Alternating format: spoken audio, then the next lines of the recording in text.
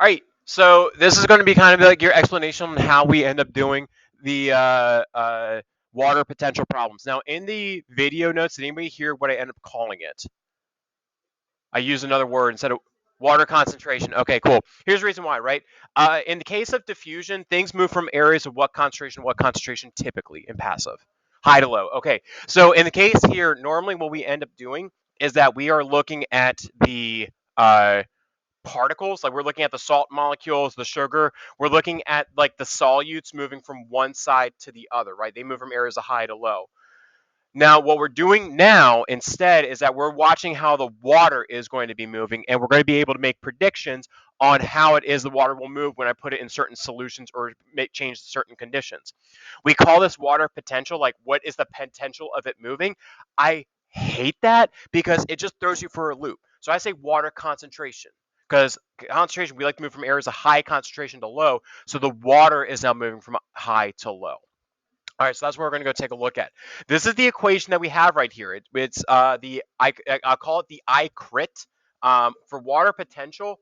Water potential is the following. Okay, so you have the pressure potential plus the solute potential. Okay, so that's what the P and that's what the S is referring to. You will have this on your equation sheet for this. The pressure potential is the one where people kind of get confused with because most of the time it's equal to zero, and you just have to know that it's equal to zero. Like I'd say 90% of the time it's going to be equal to zero. The solute potential, this is how we end up doing this equation right here, which is I call the minus I crit. Okay. I give you all the different stuff. I believe, yeah, it's up here of what they all mean. So let's go ahead and talk through each one of these. And I'm also going to go ahead and kind of show you my whole process. Right. First of all, we're going to go from left to right.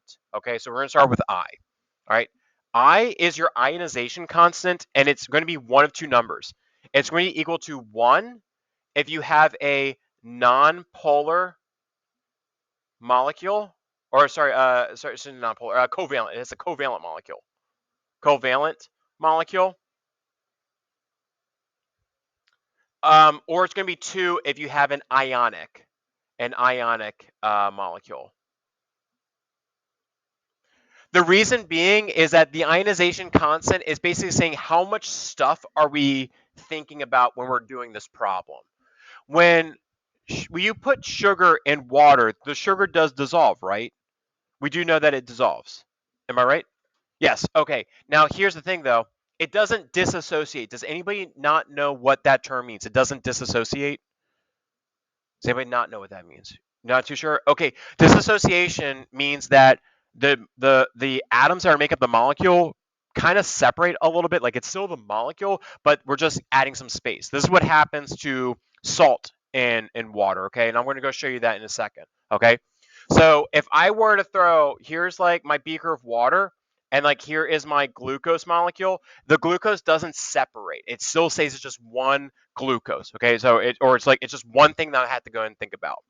Now, in the case of a salt, sodium chloride, NaCl, right? It's two ions. What happens is that when this goes into water, the sodium is going to go and separate from the chlorine, and that allows the water to go around the sodium ion and allows it to go around the chloride ion. But I have two things to have to account for now. That's why ionic compounds will have two, while covalent ones are going to have one. Is anybody still kind of thrown off by that? That's like the hardest thing to kind of wrap your head around with this equation. Everything else just kind of falls into place. So, am I able to move on? I see no hands. Okay, cool. All right, so I'm going to go ahead and change the color. We'll go ahead and do this in red. All right, let's go ahead and now talk about the C. C is easy. C is concentration. Concentration in molarity. Do you need to worry about what molarity is? It's the concentration of stuff that's located within the liquid. I'm going to go and tell you the molarity, right? So I'll say that it's like a 1 molar or 0.5 molar concentration. It's basically just telling you how much of this stuff do you actually have in there, right? I'm not talking about the ionization constant. I'm just talking about how much of it is actually there. So let's say that I have 1 molar of glucose, right? That means that I have, 1 mole of this stuff. But when I'm like saying like 1 mole of sodium chloride, well, I kind of have 1 mole of sodium ions and 1 mole of chloride ions. That's why the ionization constant's necessary for us to know. Do you see the relationship between this and the I now? Okay, move on. All right, so that's just concentration, super simple. All right, even more simple is going to be talking about the R. So R right here is a constant. You're just going to multiply this number in it every single time. There's no trick to it. It's literally a constant. That's all it is. All right, 0.0831 liter bars per mole K. You're going to be doing a lot of fancy unit conversion during this. You'll be all right. I promise you will be. And then the last guy associated with this, even easier, well, a little bit harder, but like not super hard, is temperature. But the temperature is going to be in Kelvin. All right, so that's going to be your T right there. So in the case here, Kelvin is 273, and you're going to be adding it to Celsius. By golly, I really do hope that they never give you it in Fahrenheit. If they do, they're jerks, and I don't agree with that at all. So they're probably going to give you the value in Celsius. You just have to go and convert it to Kelvin. But literally, all this is just you're multiplying everything together. You call it a day, and we're good to go. All right. Are there any questions um, about the values right here, or any of the symbols, or any of the guys into it? I don't see any questions at all. Okay, cool. So what I'm going to go do is let's go ahead and reset this. Let's see here. I got to go like this. Boop, boop. Okay. So what we end up doing here is that we're going to go ahead and get an example right here. So if I were to go ahead and say 0.15 molar, right? So 0.15 molar, that's it right there. Okay. I will go ahead and say that I got the ionization constant because sucrose does not dissociate in water. So it doesn't separate. So I just have 1 right there. All right, so there's that guy right there. Temperature. Temperature, I'm saying that it's at 25 degrees Celsius. So I'm going to go ahead and just add that to 273. So 273 and 25 is going to be equal to 298. So I'm just adding that together. Boom, got my 298. And then the constant is literally just the constant. All I'm doing is I'm just multiplying that number with everything else. And if you were to throw this into your calculator, this is going to be the final answer that you're going to go and get is minus 3.7 bars. And that's it. That's what we calculate for the solute potential. Okay, that's how you can calculate this guy right here. Okay, any issues about this so far? It should be fine, right? So we kind of understand where everything's going.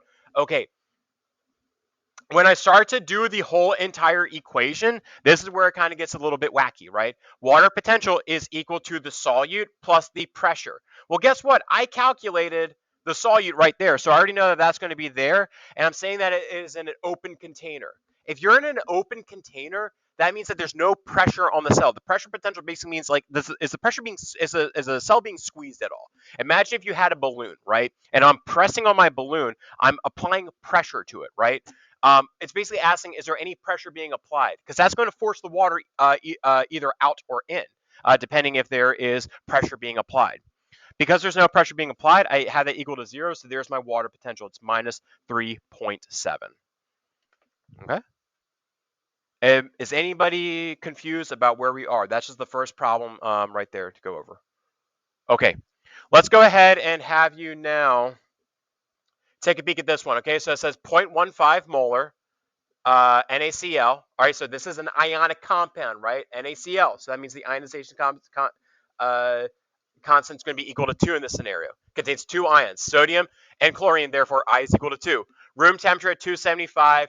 Tell me what the solute potential is going to go be. And we go take a look, right? I got minus 2, right? I got minus 2, right? Because my ionization constant was equal to 2. All right, we can see that I'm at 15 molar. Throw that guy right there. The constant's still the constant. I'm not changing anything there. And then 225, right? We know it's 298 because it's 273 plus 25. And then I end up equaling this minus 7.4 bars, right? And that's basically it right there, okay? That's more or less like all you're doing for calculating them. All right, that's doing the calculations. So you should be good on being able to figure out the calculations now. We've not talked about how the water actually moves. That's the last bit. It's going to take me a minute. Does anybody have any issues with actually doing the solute potential problems? Yes. Say again? Why does that have to be a negative? Brother, like I want to be completely honest with you. I'm pretty sure there's a reason by it. I do not know that answer off the top of my head. All I know is like this is the equation that they gave me, and this is the equation that I go and try to teach. But uh, it is kind of important that you put the minus in there because that can actually botch your reasons. I'm going to go show you why. Okay. Now, this is the last thing I want to kind of go and show you. Okay. We had, let's say that the outside of the cell is minus 3.7, and then the inside of the cell, right? So this is the outside. This is the inside. Okay. Now I got to ask myself, how do I know what direction the water is going to go and move? Does anybody have an idea even off the top of your head, like looking at this? You have no context. You probably don't, right? You have no idea. I'm going to show you how. Do we know how to design number lines? Okay, cool.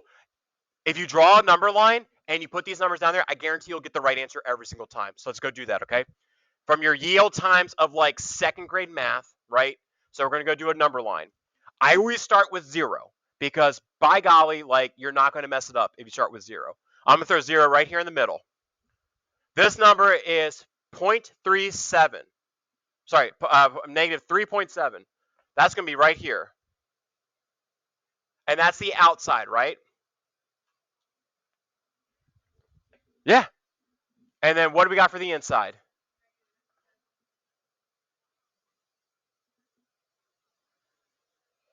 This is the direction of the water, right?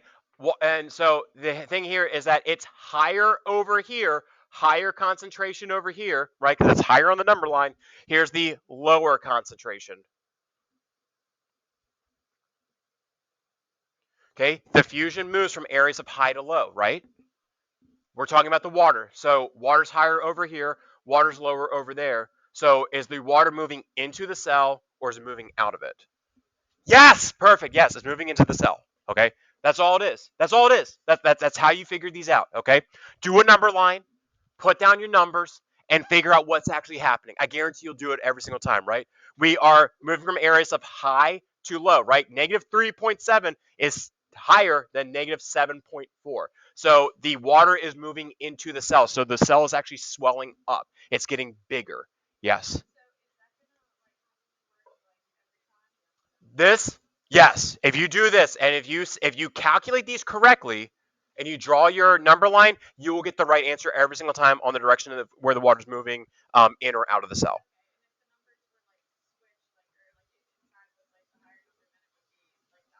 Yes, then water would be going out of the cell and it'd be shrinking, right? Yes. Now, in the case here, let's say that the inside and the outside hypothetically, let's say, because if you got this, then I think you're going to be fine for understanding it. Let's say the inside and the outside was both 3.7. What direction is the water moving if they're both 3.7? Yeah. I hear you all saying it's isotonic, right? It's isotonic. So that means that the water's moving in and out at the same time. So the water's not changing size at all, okay? So sometimes it might say that the cell is not changing size. It's going to say like the cell maintains a constant volume. That tells you that it's not actually changing, okay? All right, we got 5 minutes. Here's what I'm going to have you go do. Try to knock out like questions 1 and 2 on the practice sheet. Please knock out these homework questions. You have the answers online, so you'll be able to go and do them on your own. And then come to next class with your questions. When you come to class, we'll go over this and we'll also do the potato lab, okay? Because actually it's going to work out because the potatoes are going to get bigger or smaller depending on if water's entering or leaving the cell. Any issues? No notes. Yes. Just 1 and 2, right? Because we only got 5 minutes. So just like see if you can kind of like make sense of the stuff. And then I want you to do the rest of these problems for homework. But I will give you the answers. Yes. Okay, cool. I'm going to go ahead and stop my recording. Hey, there you go.